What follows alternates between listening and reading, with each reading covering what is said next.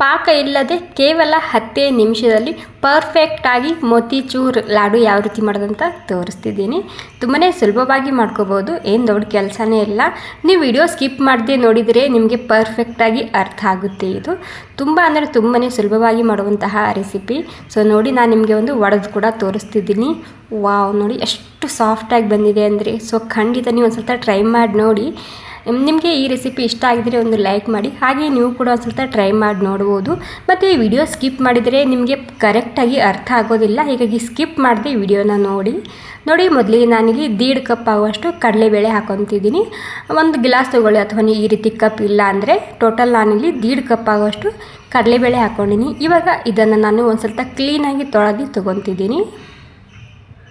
ನೋಡಿ, ಒಂದು ಸ್ವಲ್ಪ ಕ್ಲೀನಾಗಿ ತೊಗೊಂಡಿದ್ದೀನಿ. ಮತ್ತು ಅದಕ್ಕೆ ಮುಳುಗುವಷ್ಟು ನೀರು ಹಾಕ್ಕೊಂಡು ಒಂದು 2 ಗಂಟೆ ಆಗೋ ತನಕ ನೆನೆಯೋದಕ್ಕೆ ಬಿಡ್ತಿದ್ದೀನಿ. ಸ್ವಲ್ಪ ಜಾಸ್ತಿನೇ ನೀರು ಹಾಕ್ಕೊಳ್ಳಿ.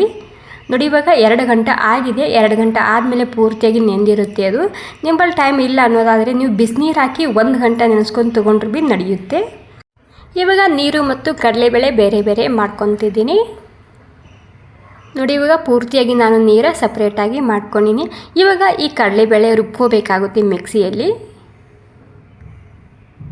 ನೋಡಿ, ಇವಾಗ ಒಂದು 2 ಭಾಗದಲ್ಲಿ ಇದನ್ನು ರುಬ್ಕೊಂಡು ತೊಗೊತಿದ್ದೀನಿ. ಯಾವ ರೀತಿ ರುಬ್ಕೋತೀನಿ ಅಂತ ನಾನು ನಿಮಗೆ ತೋರಿಸ್ತಿದ್ದೀನಿ. ಮೊದಲಿಗೆ ಒಂದು ಸಲ ನಾನು ರುಬ್ಕೊಂಡು ತೊಗೊಂಡು ಬರ್ತೀನಿ. ನೋಡಿ, ಇವಾಗ ನಾನು ಯಾವ ರೀತಿ ರುಬ್ಕೊಂಡಿನಿ ಅಂತ ನಿಮ್ಗೆ ತೋರಿಸ್ತಿದ್ದೀನಿ. ಜಾಸ್ತಿ ಸ್ಮೂತ್ ಕೂಡ ಇರಬಾರ್ದು, ಸ್ವಲ್ಪ ತರಿಯಾಗಿರಲಿ. ಆ ರೀತಿ ಇದನ್ನು ಮಿಕ್ಸಿಯಲ್ಲಿ ರುಬ್ಕೋಬೇಕಾಗುತ್ತೆ. ಮಿಕ್ಸಿ ಬಂದ ಚಾಲು ಮಾಡಿ ರುಬ್ಕೊಳ್ಳಿ, ನಿಮಗೆ ಕರೆಕ್ಟಾಗಿ ಅರ್ಥ ಆಗುತ್ತೆ. ಅದು ಬಾಂಬೆ ರವೆ ಇರುತ್ತೆ ಅಲ್ವಾ, ಅದಕ್ಕಿಂತ ಒಂದು ಸ್ವಲ್ಪ ದಪ್ಪ ಆಗಿದೆ. ಆ ರೀತಿ ರುಬ್ಕೊಂಡಿನಿ ನಾನಿಲ್ಲಿ. 2 ಬ್ಯಾಚ ರುಬ್ಕೊಂಡಾಗಿದೆ. ಇವಾಗ ಇಲ್ಲಿ ನಾನು ಸೈಡ್ನಲ್ಲಿ ಎಣ್ಣೆ ಕೂಡ ಬಿಸಿ ಮಾಡೋಕ್ಕೆ ಇಟ್ಟಿದ್ದ. ಎಣ್ಣೆ ಕೂಡ ಗರಂ ಆಗಿದೆ. ಇವಾಗ ಎಣ್ಣೆಯಲ್ಲಿ ನಾವು ಪಕೋಡ ಯಾವ ರೀತಿ ಮಾಡ್ಕೊತೀವಲ್ಲ ಆ ರೀತಿ ಅದನ್ನು ಕರ್ಕೋಬೇಕಾಗುತ್ತೆ. ಇಲ್ಲಿ ಜಾಸ್ತಿ ದಪ್ಪ ಬಿಡಬಾರ್ದು. ನಾನು ನೋಡ್ತಿರ್ಬೋದು ಯಾವ ರೀತಿಯಾಗಿ ಬಿಡ್ತೀನಿ ಅಂತೇಳಿ. ಇದು ಸ್ವಲ್ಪ ಸಣ್ಣದಾಗಿ ಬಿಡಿ, ಮತ್ತು ಉಂಡೆ ರೂಪದಲ್ಲಿ ಕೂಡ ಬಿಡಬಾರ್ದು. ಹಾಗೆಯೇ ಹಿಟ್ಟು ನೀವು ಇದರಲ್ಲಿ ಬಿಡಬೇಕಾಗುತ್ತೆ. ಹಾಗೆಯೇ ಬಿಟ್ಟರೆ ಏನಾಗುತ್ತೆ, ಒಳಗಡೆ ಕೂಡ ಸರಿಯಾಗಿ ಅದು ಬೇಯುತ್ತೆ. ಏನು ಕಷ್ಟನೇ ಅಲ್ವಾ. ನೋಡ್ತಿರ್ಬೋದು ನಾನು ಯಾವ ರೀತಿ ಬಿಡ್ತಿದ್ದೀನಿ ಅಂತೇಳಿ. ಇವಾಗ ಇದನ್ನು ನಾನು ಗೋಲ್ಡನ್ ಬ್ರೌನ್ ಆಗೋ ತನಕ, ಅಥವಾ ಪೂರ್ತಿಯಾಗಿ ಹಸಿ ವಾಸನೆ ಹೋಗಿ ಸ್ವಲ್ಪ ಗೋಲ್ಡನ್ ಬ್ರೌನ್ ಆಗಬೇಕು, ಅಲ್ಲಿ ತನಕ ಇದನ್ನು ಕರ್ಕೋಬೇಕಾಗುತ್ತೆ. ಓಕೆ, ನೋಡಿ, ಹಾಗೆ ಕೈ ಆಡಿಸ್ತಾ ಇರಿ. ಕೆಳಗಡೆ ಇದನ್ನು ಎಲ್ಲ ಕಡೆಗೆ ಸರಿಯಾಗಿ ಈಕ್ವಲಿ ಬೇಯಬೇಕಲ್ಲ ಒಳಗಡೆ. ಹೀಗಾಗಿ ಗ್ಯಾಸ್ ಮಾತ್ರ ಮೀಡಿಯಮ್ ಆಗಿರಲಿ, ಹೈ ಫ್ಲೇಮ್ದಲ್ಲಿ ಇದನ್ನು ಮಾಡ್ಕೋಬಾರ್ದು. ನೋಡಿ, ಇವಾಗ ಒಂದು ಬ್ಯಾಚ್ ಆಗಿದೆ. ಇವಾಗ ನಿಮಗೆ ಇನ್ನೊಂದು ಬ್ಯಾಚ್ ಕೂಡ ನಾನು ಯಾವ ರೀತಿ ಮಾಡ್ಕೋದಂತ ತೋರಿಸ್ತಿದ್ದೀನಿ. ಹೀಗಾಗಿ ವಿಡಿಯೋ ಸ್ಕಿಪ್ ಮಾಡ್ತೀನಿ ನೋಡಿ. ನಿಮಗೆ ಏನಾದರೂ ಕನ್ಫ್ಯೂಷನ್ ಇತ್ತಂದರೆ ಕಾಮೆಂಟ್ ಮಾಡಿ ತಿಳಿಸ್ಬೋದು, ಅಂದರೆ ಕೇಳ್ಬೋದು ನೀವು. ನೋಡಿ, ಇವಾಗ ಅದೇ ರೀತಿ ನಾನು ಇನ್ನೊಂದು ಸಲ ಬಿಡ್ತಿದ್ದೀನಿ. ಅಂದರೆ ಹಿಟ್ಟು ತೊಗೊಂಡಿದ ತಕ್ಷಣ ನೋಡ್ತಿರ್ಬೋದು ಸ್ವಲ್ಪನೇ ಅದರಲ್ಲಿ ಈ ರೀತಿ ಉಂಡೆ ಮಾಡಿ ಬಿಡಬಾರ್ದು. ಅದರಲ್ಲಿ ಈ ರೀತಿ ಬಿಡಿಯಾಗಿ ಬಿಡಬೇಕಾಗುತ್ತೆ ನೀವು ಇದರಲ್ಲಿ. ನೋಡಿ, ಇದು ಕೂಡ ಪರ್ಫೆಕ್ಟಾಗಿ ಬೆಂದಿದೆ. ಏನು ಕಷ್ಟನೇ ಇಲ್ಲ. ಜಸ್ಟ್ ಒಂದು 3-4 ನಿಮಿಷದಲ್ಲಿ ಒಂದು ಬ್ಯಾಚ್ ತಯಾರಾಗುತ್ತೆ ಇದು. ಓಕೆ, ನೋಡಿ, ಸ್ವಲ್ಪ ಗೋಲ್ಡನ್ ಬ್ರೌನ್ ಆಗಬೇಕು, ಅಲ್ಲಿ ತನಕ ಇದನ್ನು ಕರ್ಕೋಬೇಕಾಗುತ್ತೆ. ಇವಾಗ ಇದು ಕೂಡ ನಾನು ಪ್ಲೇಟ್ನಲ್ಲಿ ಸೈಡಿಗೆ ಎತ್ತಿಟ್ಕೊತಿದ್ದೀನಿ. ಒಂದು 3 ಸಲ ನಾನಿಲ್ಲಿ ಕರ್ಕೊಂಡು ತೊಗೊಂಡಿದ್ದ. ಇವಾಗ ಕಂಪ್ಲೀಟಾಗಿ ಎಲ್ಲನೂ ಸೇರಿಸಿ ನಾನಿಲ್ಲಿ ತಯಾರು ಮಾಡಿ ಇಟ್ಕೊಂಡಿನಿ. ಇವಾಗ ಫುಲ್ ಬಿಸಿಯಾಗಿದೆ ಅಲ್ವಾ, ಹೀಗಾಗಿ ಇದಕ್ಕೆ ನಾನು ಒಂದು 5 ನಿಮಿಷ ಹಾಗೆಯೇ ರೆಸ್ಟ್ ಮಾಡೋಕ್ಕೆ ಬಿಡ್ತಿದ್ದೀನಿ. ಫುಲ್ ಬಿಸಿ ಇದ್ದಾಗ ಇದನ್ನು ಮಿಕ್ಸಿಯಲ್ಲಿ ಹಾಕೋಬಾರ್ದು. ನೋಡಿ, ಪರ್ಫೆಕ್ಟಾಗಿ ಒಳಗಡೆ ಕೂಡ ಬೆಂದಿದೆ ಇದು. ನೋಡಿ, ಸ್ವಲ್ಪ ತಣ್ಣಗಾಗಿದೆ. ತಣ್ಣಗಾದ್ಮೇಲೆ ಇದನ್ನು ನಾನು ಮಿಕ್ಸಿಯಲ್ಲಿ ಮತ್ತೆ ರುಬ್ಕೊತಿದ್ದೀನಿ. ಇಲ್ಲಿ ಕೂಡ ಅಷ್ಟೇ, ಬಾಂಬೆ ರವೆ ಇರುತ್ತಿಲ್ವ, ಅದಕ್ಕಿಂತ ಒಂದು ಸ್ವಲ್ಪ ದಪ್ಪನೇ, ಅಥವಾ ಮಿಕ್ಸಿ ಬಂದ ಚಾಲು ಮಾಡಬೇಕಾಗುತ್ತೆ. ಸ್ಪೀಡಾಗಿ ತಿರುಗಿಸ್ಬಾರ್ದು ಮಿಕ್ಸಿ. ನೋಡಿ, ಇವಾಗ ಈ ರೀತಿ ನಾನಿಲ್ಲಿ ರುಬ್ಕೊಂಡು ತೋರಿಸ್ತಿದ್ದೀನಿ ನಿಮಗೆ. ಎಷ್ಟು ಸರಿಯಾಗಿ ಕಲರ್ ಬಂದಿದೆ ಅಲ್ವಾ. ಇದಕ್ಕೆ ನಾನು ಜಸ್ಟ್ ಒಂದು 3-4 ಸಲ ಮಿಕ್ಸಿನ ಬಂದ ಚಾಲು ಮಾಡಿದ್ದ. ನೋಡ್ತಿರ್ಬೋದು ಯಾವ ರೀತಿಯಾಗಿ ರುಬ್ಕೊಂಡಿನ ಅಂತೇಳಿ. ಅಂದರೆ ಸ್ಮೂತಾಗಿ ಇರಬಾರ್ದು, ತರಿಯಾಗಿರಬೇಕು. ಸೊ ಸೆಕೆಂಡ್ ಬ್ಯಾಚ್ ಕೂಡ ನಾನು ಅದೇ ರೀತಿಯಲ್ಲಿ ರುಬ್ಕೊತಿದ್ದೀನಿ. ಏನು ಕಷ್ಟನೇ ಇಲ್ಲ, ಎಷ್ಟು ಸರಳವಾಗಿ ಮಾಡ್ಕೋಬೋದು ಈ ರೆಸಿಪಿ. ಓಕೆ, ನೋಡಿ, ನಾನು 2ನೇ ಬ್ಯಾಚ್ ಕೂಡ ನಾನು ರುಬ್ಕೊಂಡಿನಿ. ಇವಾಗ ನೋಡ್ತಿರ್ಬೋದು ಯಾವ ರೀತಿಯಾಗಿ ರುಬ್ಕೊಂಡಿನಿ ಅಂತೇಳಿ. ಎಷ್ಟು ಸರಳವಾಗಿದೆ ಅಲ್ವಾ ಈ ವಿಧಾನ. ಸೊ ಈ ವಿಧಾನದಲ್ಲಿ ಒಂದು ಸ್ವಲ್ಪ ಖಂಡಿತ ಟ್ರೈ ಮಾಡಿ ನೋಡ್ಬೋದು, ಪರ್ಫೆಕ್ಟಾಗಿ ಬರುತ್ತೆ. ಮತ್ತು ಮಕ್ಕಳಿಗೆ ಸ್ವೀಟ್ ಅಂದರೆ ತುಂಬಾ ಇಷ್ಟ ಅಲ್ವಾ. ಸೊ ಹೊರಗಡೆಯಿಂದ ತರೋದಕ್ಕಿಂತ ಮನೆಯಲ್ಲೇ ಮಾಡಿ ನೋಡಿ ಒಂದು ಸಲ, ಎಷ್ಟು ಪರ್ಫೆಕ್ಟಾಗಿ ಬರುತ್ತೆ ಈ ವಿಧಾನದಲ್ಲಿ.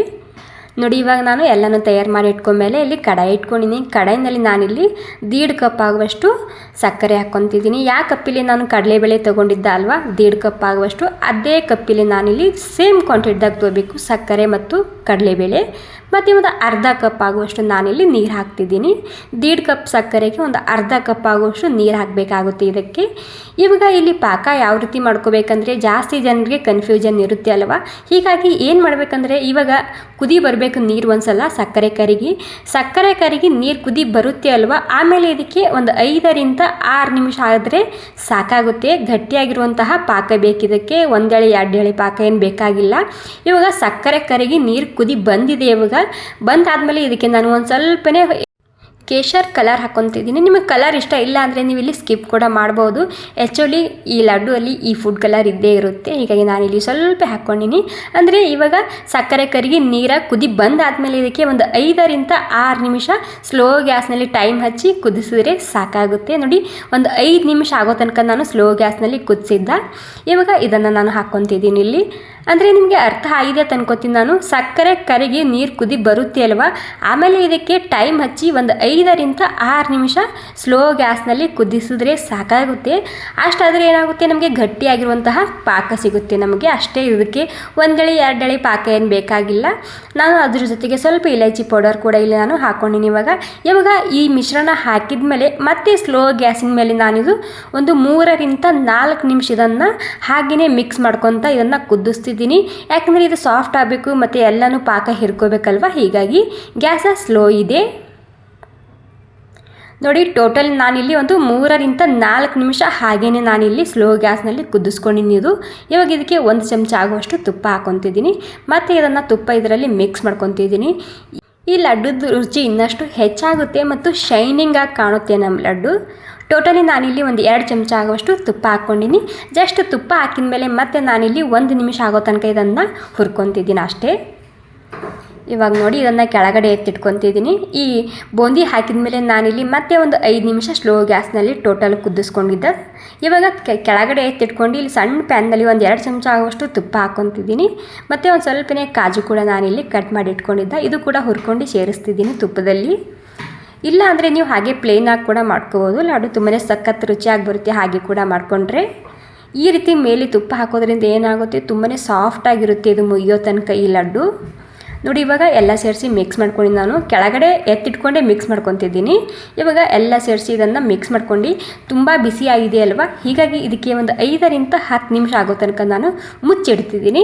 ತೆರೆದಿಡಬಾರ್ದು, ಮುಚ್ಚಿ ಇಡಿ. ನೋಡಿ ಇವಾಗ ಒಂದು 5-10 ನಿಮಿಷ ಆಗೋ ತನಕ ನಾನು ಬಿಟ್ಟಿದ್ದೆ. ಸ್ವಲ್ಪ ತಣ್ಣಗಾಗಿದೆ. ಇವಾಗ ನಿಮಗೆ ಇಲ್ಲಿ ಯಾವ ಸೈಜಿನ ಬೇಕು ಆ ಸೈಜಿನ ನೀವು ಅದನ್ನು ಲಡ್ಡುನ ಕಟ್ಕೋಬೋದು. ಎಷ್ಟು ಸಾಫ್ಟಾಗಿ ಬಂದಿದೆ ನೋಡಿ. ವಾವ್, ಏನು ಕಷ್ಟನೇ ಅಲ್ವಾ. ಸಕ್ಕರೆ ಕರಗಿದ ಮೇಲೆ ನೀವಿಲ್ಲಿ ಕುದಿ ಬರುತ್ತೆ ಅಲ್ವಾ ನೀರು ಸಕ್ಕರೆ ಕರಗಿ. ಆಮೇಲೆ ಇದಕ್ಕೆ ಒಂದು 5ರಿಂದ 6 ನಿಮಿಷ ಆಗೋ ತನಕ ಸ್ಲೋ ಗ್ಯಾಸ್ನಲ್ಲಿ ಟೈಮ್ ಹಚ್ಚಿ ಕುದಿಸ್ಕೋಬೇಕಾಗುತ್ತೆ. ನೀವಿಲ್ಲಿ ಕರೆಕ್ಟಾಗಿ ಬರುತ್ತೆ ಈ ಲಡ್ಡು ಕೂಡ. ವಾವ್, ನೋಡ್ತಿರ್ಬೋದು ಎಷ್ಟು ಸಾಫ್ಟಾಗಿ ಎಷ್ಟು ಶೈನಿಂಗ್ ಆಗಿ ಬರುತ್ತೆ ಅಲ್ವಾ. ಲಾಸ್ಟ್ ಕೊನೆಯಲ್ಲಿ ನಾವು ತುಪ್ಪ ಹಾಕಿರುತ್ತೆ ಅಲ್ವಾ. ಹೀಗಾಗಿ ಅದರಲ್ಲಿಂದ ಈ ಲಡ್ಡುದ ಮೇಲೆ ಇಷ್ಟು ಸರಿಯಾಗಿ ಕಲರ್ ಬಂದಿದೆ. ಅದಕ್ಕೆ ಶೈನಿಂಗ್ ಬರುತ್ತೆ. ನಾವು ಹೊರಗಡೆ ಯಾವ ರೀತಿ ತಿಂತೇವಲ್ಲ ಅದೇ ರೀತಿಯಾಗಿ ಬರುತ್ತೆ ಇದ್ರ ಕಲರ ಟೆಕ್ಸ್ಚರ. ನೋಡ್ತಿರ್ಬೋದು ಎಷ್ಟು ಸರಿಯಾಗಿ ಬಂದಿದೆ ಅಂತೇಳಿ. ನಿಮ್ಗೆ ಏನೂ ಕನ್ಫ್ಯೂಷನ್ ಇಲ್ಲ ಅಂತ ಅನ್ಕೋತೀನಿ. ಇಲ್ಲ ಅಂದರೆ ಒಂದು ಲೈಕ್ ಮಾಡೋದು ಮಾತ್ರ ಮರಿಬಾರ್ದು. ಮತ್ತು ನಿಮಗೆ ಏನಾದರೂ ಕನ್ಫ್ಯೂಷನ್ ಇತ್ತು ಅಂದರೆ ನೀವು ಕಮೆಂಟ್ ಮಾಡಿ ಕೇಳ್ಬೋದು. ನಿಮ್ಮ ಪ್ರತಿಯೊಂದು ಕಮೆಂಟ್ಗೂ ನಾನು ರಿಪ್ಲೈ ಮಾಡ್ತೀನಿ. ನೋಡಿ ಎಷ್ಟು ಸಾಫ್ಟಾಗಿ ಬಂದಿದೆ ಅಂದರೆ ತುಂಬಾ ಸಖತ್ತಾಗಿ ಬಂದಿದೆ ನಮ್ಮ ಮೋತಿಚೂರ್ ಲಾಡು. ವಾವ್ ನೋಡಿ. Okay friends, thank you so much ಎಲ್ರಿಗೂ.